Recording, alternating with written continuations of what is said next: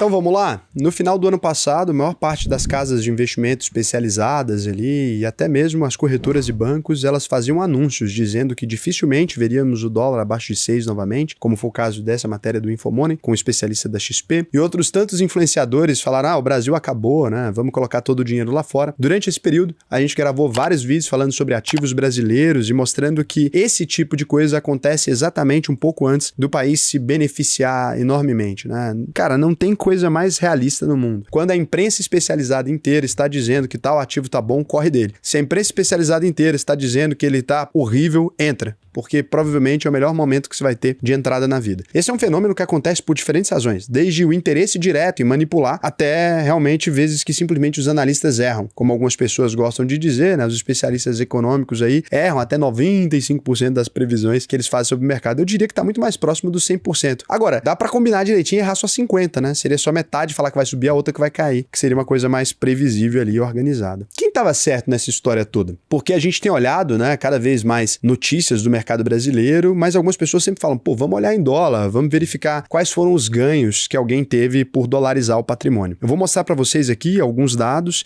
e lembrando, ninguém consegue prever com exatidão qual o rumo do dólar, não é assim que você tem que fazer, né? Qual o rumo dos ativos internacionais. O bom investidor, ele é o exato oposto de um profeta. Ele simplesmente investe, independente das circunstâncias, e ele vai reinvestindo e recalibrando a carteira com base no movimento dos ativos. Então ele nunca prevê, ele simplesmente reage. Se você prevê a ordem dos ativos ali, você muito provavelmente perde dinheiro com frequência. Pode olhar sua carteira, que ela deve estar no negativo. Se você investe falando, tal coisa vai acontecer, saiba que todo mundo já sabia daquilo. O mercado financeiro, ele tem informações privilegiadas para todo lado. As pessoas recebem lâminas das coisas muito antes delas serem listadas ou das notícias impactarem os mercados. Não é incomum os departamentos de RI das empresas fazerem almoços aí, a portas fechadas, com diversos analistas e gestores do país inteiro. Vamos ver quanto que a Bolsa de Valores americanas rendeu, né? Esse ano até agora, então a gente pode fazer a mesma coisa com a S&P também, e aqui a gente consegue ver, a Nasdaq rendeu 6,24% até o dia atual aqui que a gente está falando, e o S&P 500 rendeu aqui 6,36% até o momento atual. A gente pode agora colocar uma comparação com o Ibovespa, que apesar de ser um índice meio ruim, a gente pode comparar aqui também, o Ibovespa rendeu 16,44%, eu vou me dar aqui a licença poética de colocar o índice que eu mesmo criei, para a gente poder fazer a análise aqui. É um índice válido, ele está registrado,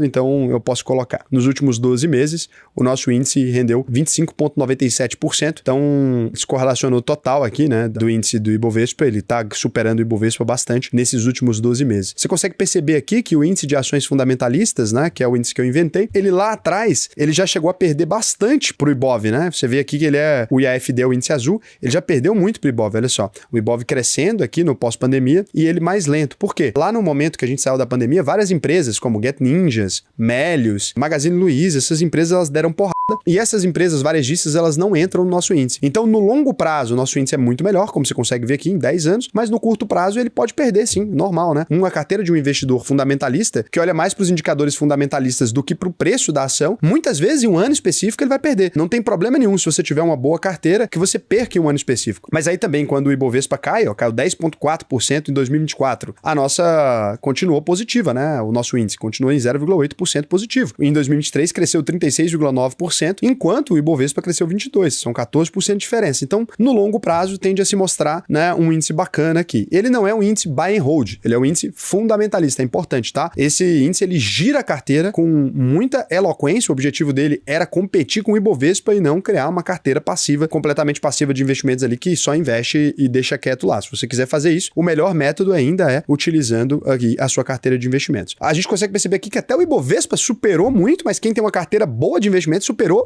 muito mais. A sua carteira aí nesse ano deve estar com isso aí. Se você é um investidor fundamentalista, ou buy and hold deve estar com 25%, tá? Com 30% até, dependendo do que você tem na sua carteira. Mas será que foi só isso aqui que foi a diferença? É pior, né? Porque além de tudo, o real se valorizou em relação ao índice americano. Se valorizou muito. Quando a gente vai olhar assim o EWZ, então, o que a gente perceberia aqui? Você vai perceber que o EWZ se valorizou 26,46% em dólar, né? Que é o ETF brasileiro listado lá fora. É como se fosse o Ibovespa em dólar. 26,46%. 2,46%, um dos índices que mais se valorizaram até o ponto que a gente está falando aqui. Então o Brasil deu pau na maior parte dos índices do mundo todo. E nesse momento exato, o que começou a acontecer? Todas as matérias agora começam a te dizer que o Brasil é o melhor lugar do mundo para se investir, que a gente deveria estar investindo aqui desde sempre. Você vai perceber um movimento muito claro. Os influenciadores, a imprensa especializada, as casas de análise, elas trabalham simplesmente com aquilo que está na moda. Então é basicamente como se elas viessem no Trends do Google. Daí você olha o que está hypando no mercado financeiro. Então vamos falar,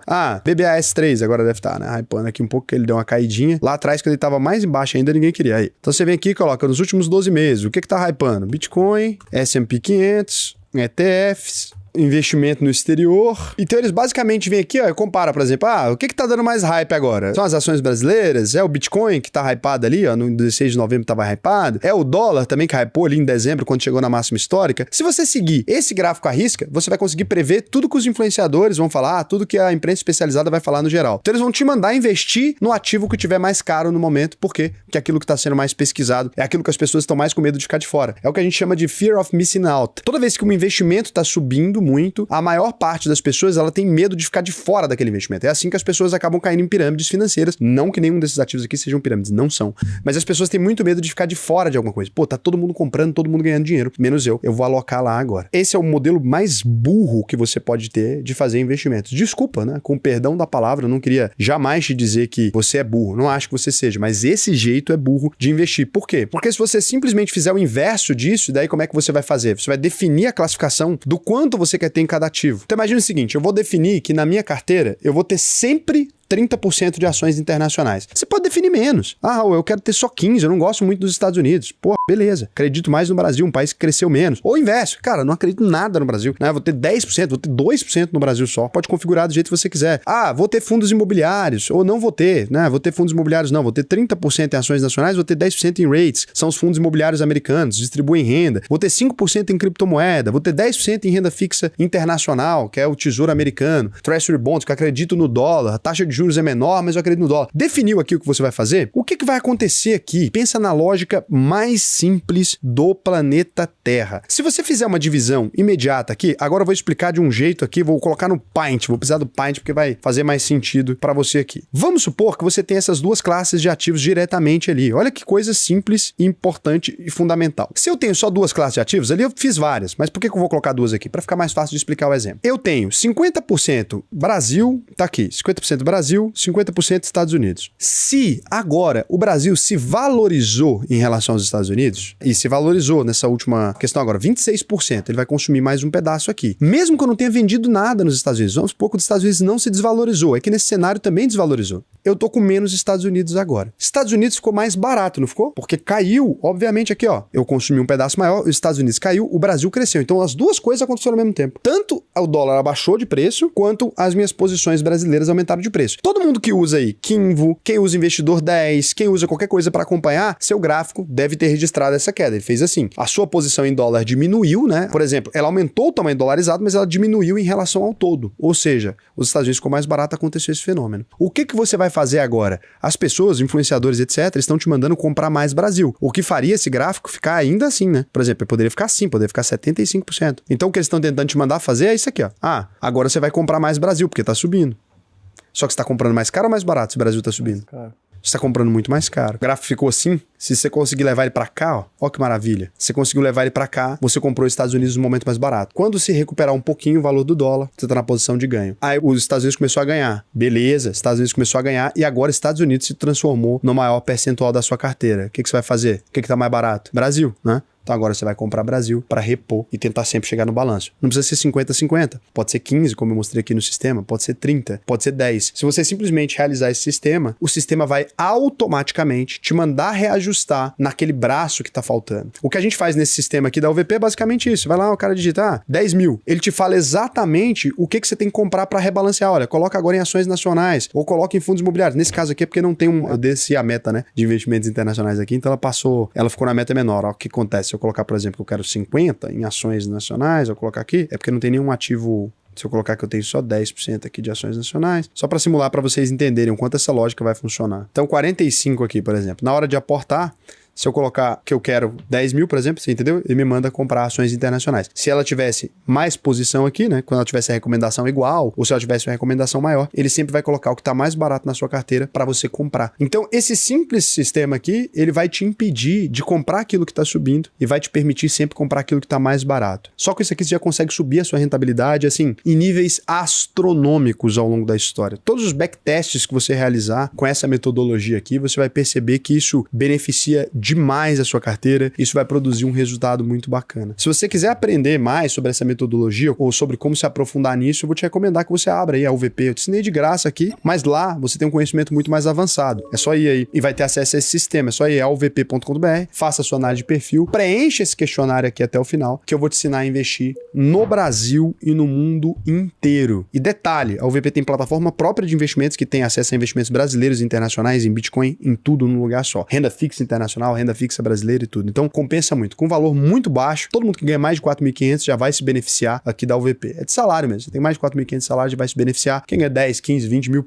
daí você vai ganhar muito mais dinheiro. Então vai lá, que vai ser muito bacana pra mim te ensinar a investir. Estamos sempre com turmas novas, vê, né, a data que vai começar a próxima. Toma a decisão racional de fazer isso. Não entra no fluxo, não. Lê a grade, lê tudo que você vai ver que faz muita diferença pra você. Agora eu vou dar uma olhada aqui se vocês fizeram alguma pergunta, né? Gabriel Costa falou, por que acima de 250 mil em CDB não é seguro? Não é que não é seguro. É seguro, só que você não tem mais a proteção do FGC. Então você tem que fazer a análise correta. O Guilherme Bittencourt falou que foi aprovado na UVP, mas não entrou porque teve um problema financeiro e refez a inscrição e quer participar da turma. Ainda não recebeu retorno. Demora um pouquinho, tá? É porque no início do ano as turmas costumam ser mais vazias. Nessa época do ano já costumam ser maiores. Se bem que julho, cara, historicamente é até menor, porque você tem menos gente na turma porque tem férias escolares, daí os pais levam as crianças pra viajar e tal, e aí optam por isso. Christian Vaz falou, Raul, por que a taxa de administração é tão alta no ETF UVP11? Porque a gente quis cobrar mais caro mesmo. Mentira. Não é isso, é porque como a gente criou a metodologia do zero, né, a gente teve um custo maior, a gente ia convencer o BTG Pactual, os caras que fizeram a metodologia junto com a gente, que aquilo daria algum tipo de retorno financeiro. Eles não acharam que a gente ia conseguir captar tanto quanto a gente captou, né? Tá passando aí já do PL dos 30 milhões, a taxa tende a cair. Agora, cara, quando você vai comparar com o desempenho em relação ao Ibov, se paga fácil, né? Pô, o Ibov rendeu 20 mil em 10 anos, o negócio rendeu 35. É uma diferença gritante. A gente vai lançar mais ETFs e a gente vai baixar também a taxa, beleza? Beijo pra vocês.